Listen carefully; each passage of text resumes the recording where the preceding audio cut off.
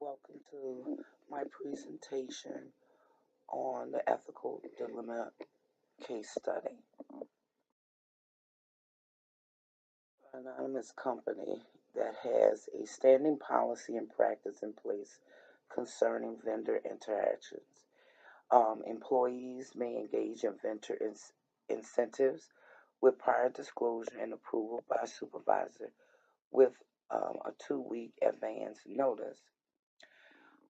In this particular case, the employee presents a vendor incentive opportunity to an immediate manager, but it's only 1 day prior to the event.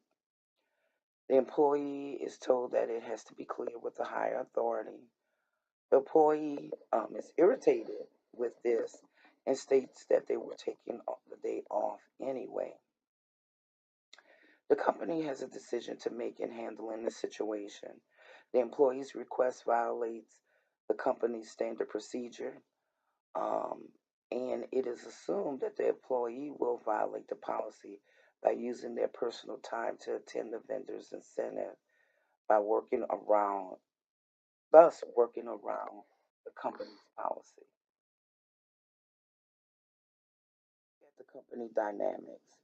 First of all, we can gather from the information in the case study that the structure of the company is more mechanistic versus organic.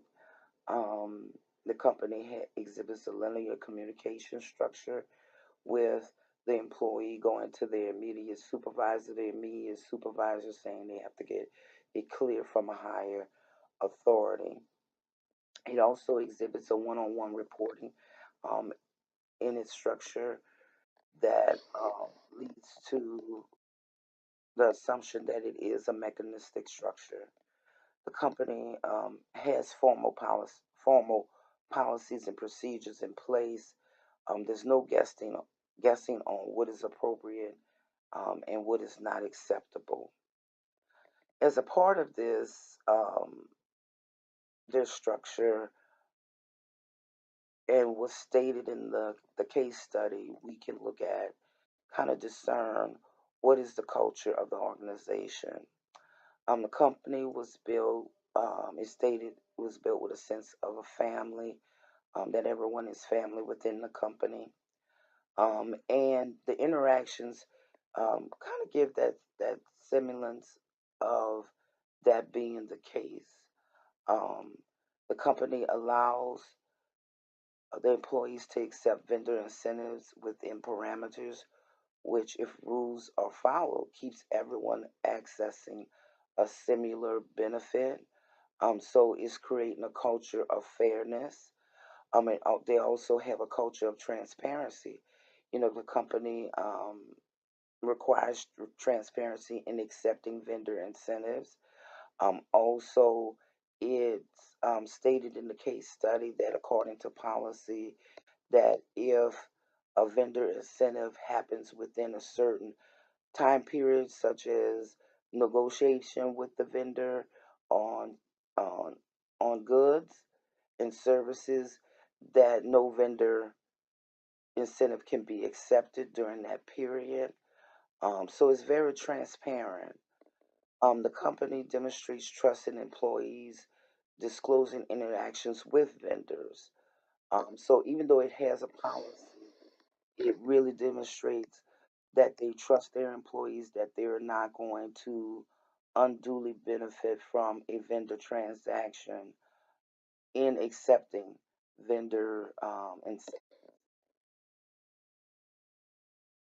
Um, Looking at the company dynamics, we also look at relationships to vendors and employees. The company encourages and allows for employees to develop the relationships with vendors in participating in these vendor incentives. It allows them to build that relationship, get to know the vendor as well. The company has some measure of relationship with their employees to feel comfortable to ask for permission, um, contrary to policy provisions. Like, for example, in this case, the employee um, should have been aware, may have been aware of the policy, but they also felt comfortable enough to ask, even though the event was outside the company's standard policy, the employee felt comfortable enough to come and ask. So that does demonstrate that they do have some relationship with their employees. When we look at the leadership of the company, one of the things that was concerning to me is the lack of leadership of the supervising employee to stop the offending employee from usurping the policy of the company. For example, when the supervisor said, "Well, I have to get it clear from a higher authority," that showed the employee, that showed me that that could possibly be a extenuating circumstance with this particular situation. I was concerned that the supervisor didn't get more information, such as, okay, when was the disincentive offered? Um, Explaining and drawing the employee in before um, the employee's reaction of, I was going to take off anyway. The leadership saying, sit down, let's talk about this. Well, we're kind of restating the policy, but I'm willing to go and ask for permission, but I need some more information. I need, what happened with the vendor, or even to seeking more about how the opportunity for the vendor incentive came about, and speaking with the vendor to clarify the situation. Not that you distrust an employee and say, well, let's talk to the vendor, because we definitely don't want to offend them, but at the same time, we do want to make sure that the vendor is clear about what our policy is and why that is. But I thank you for bringing it to, thanking the employee for bringing the situation to light and pulling that employee in to let's work on a solution, instead of, the employee risking doing something unethical as it relates to the company. So I think there was a lack of leadership there, in diffusing the situation. And also for leadership to say, let's review our policy for alterations and other conditions that could affect vendor incentives. Just because we have a policy and procedure in place, dynamics change as times progress. And so looking at, okay, maybe we need to re-look and rethink this policy. The company's considerations and resolution of this ethical dilemma. One, there are several factors involved. Um, is discipline of the employee for the actions that indicate violation of the policy. We have no way of knowing if that particular statement was just a statement to say, I'm going to or usurp the policy by taking off and using my own personal time, which the employee has the right to use their personal time. Um, but it still would be an unethical situation if they were going to use their employee in personal time to attend the vendor's event, usurping the policy of the organization. Um, or if it was a situation where the employee was disappointed and they just was going to take off the day at work, or maybe the employee was thinking, oh, you just don't want me to be off from work. We have no way of knowing, but without further exploration, create a conversation with the employee and the vendor in understanding the policy.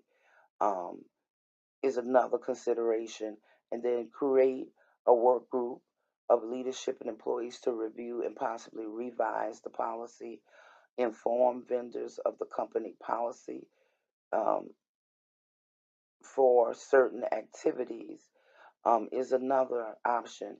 Any one of these considerations or a combination of these considerations, the company could involve itself.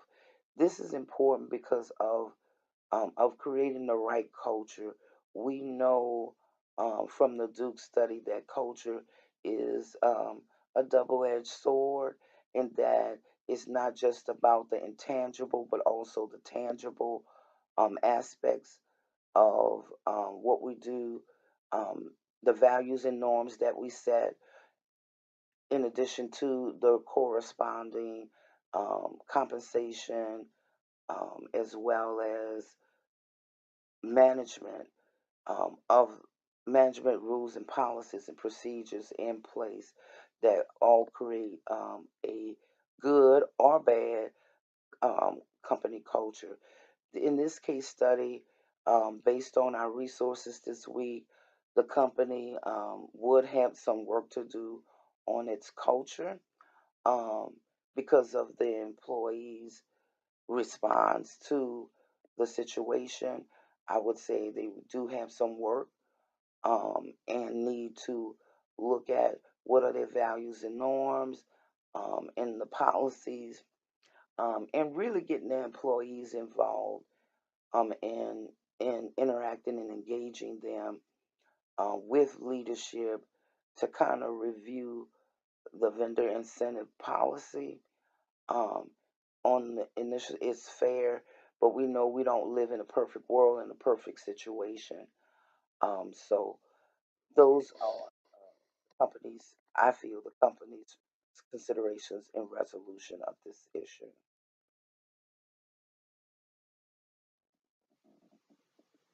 Thank you for viewing my presentation.